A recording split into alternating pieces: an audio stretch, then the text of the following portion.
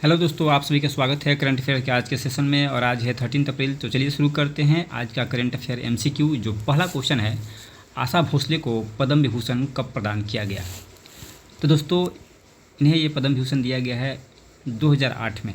2008 में इन्हें पद्म विभूषण सम्मानित किया गया है। और हाल फिलहाल में ये महान गायिका आशा भोसले का 92 वर्ष की आयु में ब्रीच कैंडी हॉस्पिटल मुंबई में देहांत हो गया। तो दोस्तों, ये 12,000 से ज़्यादा गाने वाली गायिका हैं। अलग अलग भाषाओं में इन्होंने गाना गाया है। और वर्ष 2000 में दादा साहब फाल्के पुरस्कार से इन्हें नवाजा गया था। 2001 में लाइफ टाइम अचीवमेंट अवार्ड प्रदान किया गया। पद्म विभूषण 2008 में मिला है। तो इनकी कृति रही, उपलब्धियाँ रही। नेक्स्ट है, स्वामी विवेकानंद की आदमकद प्रतिमा का अनावरण कहाँ किया गया है? तो ये किया गया है आदमकद प्रतिमा का अनावरण सिएटल, यूएसए के सिएटल शहर में स्वामी विवेकानंद की आदमकद प्रतिमा का अनावरण किया गया।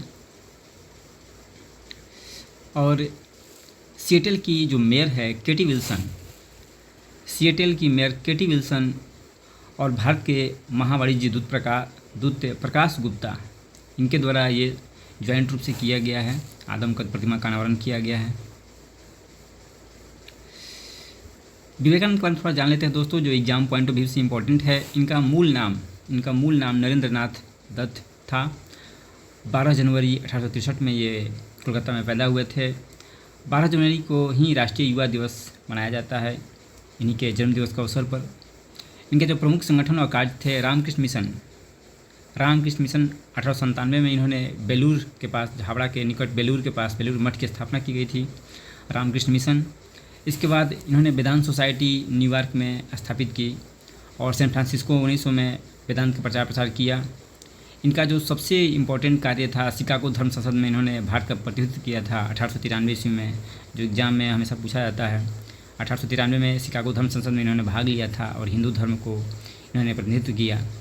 इनके जो प्रमुख पुस्तकें थी, राजयोग, कर्म योग, ज्ञान योग और भक्ति योग, इनकी ये प्रमुख पुस्तकें हैं। इन्होंने एक प्रसिद्ध व्याख्यान और दिया था, कोलंबो से अल्मोड़ा तक व्याख्यान, lectures of Colombo to Almora. इनकी जो पत्रिकाएं हैं, प्रबुद्ध भारत अंग्रेजी में और उद्बोधन बंगाली में। नेताजी सुभाष चंद्र बोस ने इन्हें आधुनिक भारत का आध्यात्मिक पिता कहा था। याद रखिएगा, एग्जाम में पूछा जा चुका है। आधुनिक भारत का आध्यात्मिक पिता सुभाष चंद्र बोस के द्वारा इन्हें कहा गया था।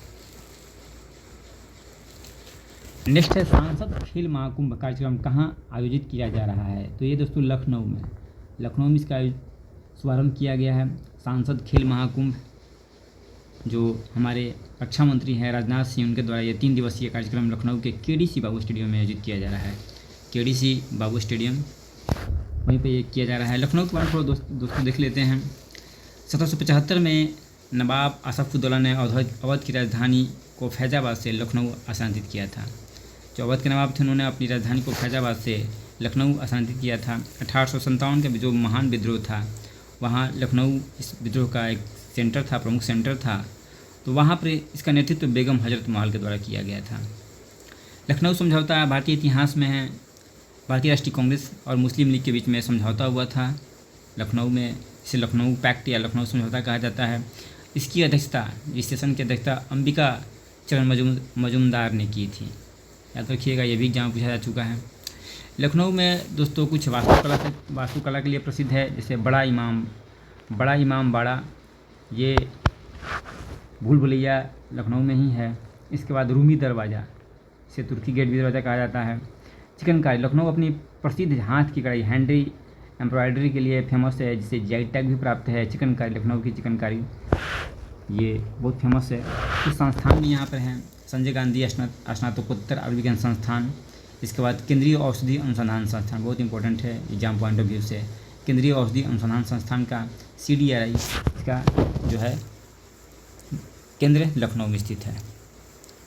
अगला क्वेश्चन है, दस्तलिख संयुक्त सैन्य अभ्यास किस देश में आयोजित हो रहा है? तो दोस्तों, ये उज्बेकिस्तान, भारत और जो उज्बेकिस्तान के बीच में ये दस्तलिख संयुक्त सैन्य अभ्यास होता है और इसका आयोजन उज्बेकिस्तान में ही हो रहा है।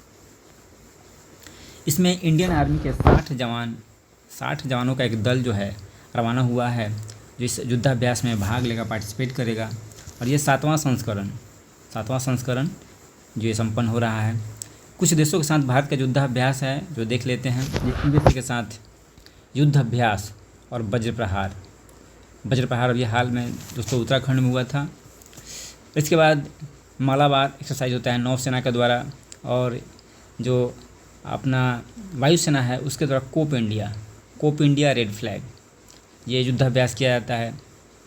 रूस के साथ हमारा इंडियन आर्मी की करती है इंद्र युद्धाभ्यास, और इंद्र करती है नौसेना, और मतलब तीनों इंद्र ही है नाम, और तीनों सेनाओं के द्वारा किया जाता है। फ्रांस के साथ शक्ति वरुण युद्धाभ्यास करती है नौसेना, और गरुड़ वायुसेना एयरफोर्स के द्वारा किया जाता है।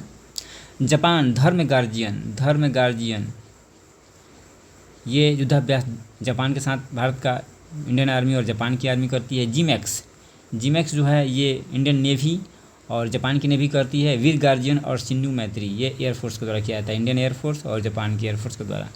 UK Ajay warrior, Indian army और यूके यानी यूनाइटेड किंगडम की जो आर्मी है उसके साथ अजय वारियर नामक युद्धाभ्यास होता है। कोंकण युद्धाभ्यास किया जाता है इंडियन नेवी के द्वारा। इंद्रधनुष किया जाता है इंडियन एयरफोर्स के द्वारा। नेपाल सूर्य किरण इंडियन आर्मी के साथ किया जाता है। बांग्लादेश संप्रति बहुत इंपॉर्टेंट है, संप्रति युद्धाभ्यास बांग्लादेश के साथ। बोंगो सागर ये इंडियन नेवी और बांग्लादेश की नेवी है, बोंगो सागर नाम से करती है।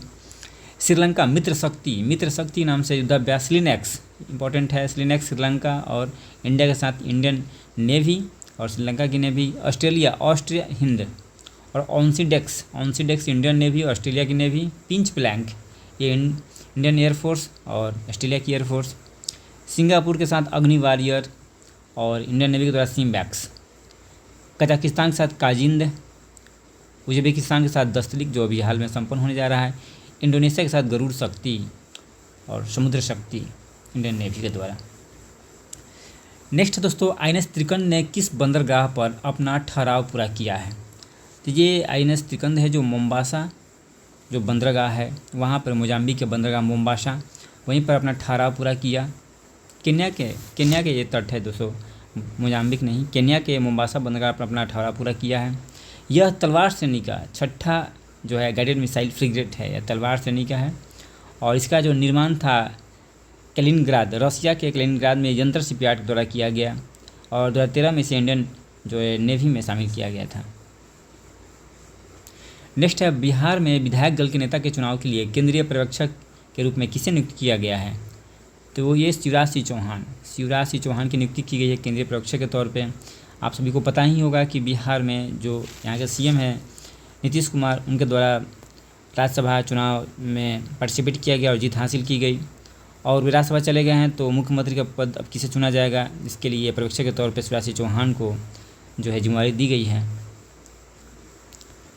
अगला है, भारतीय नौसेना कमांडर्स कॉन्फ्रेंस 2026 का आयोजन कहाँ किया जा रहा है? तो दोस्तों नई दिल्ली में इसका आयोजन किया जाएगा, भारतीय नौसेना कमांडर कॉन्फ्रेंस का आयोजन। नई दिल्ली के बारे में थोड़ा देख लेते हैं दोस्तों, एग्जाम में जो पूछा जाता है।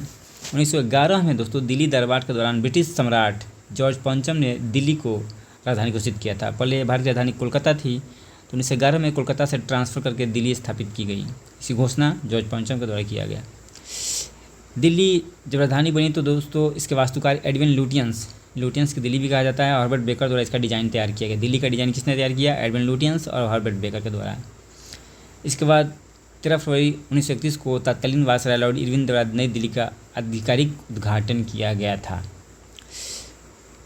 मुख्य रूप से यहाँ पे संसद भवन जो दोस्तों जब प्रमुख है वास्तुकला के क्षेत्र में, मुगल शैली का स्थापत्य कला जिसे है यहाँ पर ज़्यादा है, और सेंट्रल विस्टा विकास परियोजना जो नया बना हुआ है। इसके बाद इंडिया गेट, प्रथम विश्व युद्ध के बाद शहीद हुए जो भारतीय नौसैनिक थे उनकी याद में बनाया गया है। भौगोलिक रूप से देखें तो यह दिल्ली जो शहर है यह यमुना नदी के पश्चिमी किनारे पर स्थित है, यानी दिल्ली यमुना नदी के तट पर स्थित है। अरावली पर्वतमाला जो है इसकी अंतिम शाखाएं दिल्ली रिज तक जाती हैं। प्रशासनिक ढांचा दोस्तों जो एग्जाम में पूछता है, 69 संविधान संशोधन अधिनियम 1991 द्वारा दिल्ली को राष्ट्रीय राजधानी एनसीआर क्षेत्र का विशेष दर्जा दिया गया। ये कौन सा संविधान संशोधन था? 69वां संविधान संशोधन अधिनियम 1991। और अनुच्छेद 239 डबल ए जोड़ा गया है, ये आर्टिकल जोड़ा गया इसमें। मुख्य रूप से ये आर्टिकल जोड़कर दिल्ली में विधानसभा और मंत्रिपरिषद की स्थापना की गई थी। अगला है, रूस ने किस विश्वविद्यालय को अवांछित संगठन घोषित किया है? तो ये किया है स्टैनफोर्ड यूनिवर्सिटी को। रसिया द्वारा स्टैनफोर्ड यूनिवर्सिटी को अवांछित संगठन घोषित किया गया है। ये रसिया का मैप है दोस्तों। ये रसिया एक ऐसा देश है जो यूरोप और एशिया दोनों में पड़ता है। इसका ये रीजन यूरोप में है, तो ये रीजन दोस्तों अलास्का वाला रीजन यूएसए से सटता है, और ये रीजन एशिया में ही पड़ता है।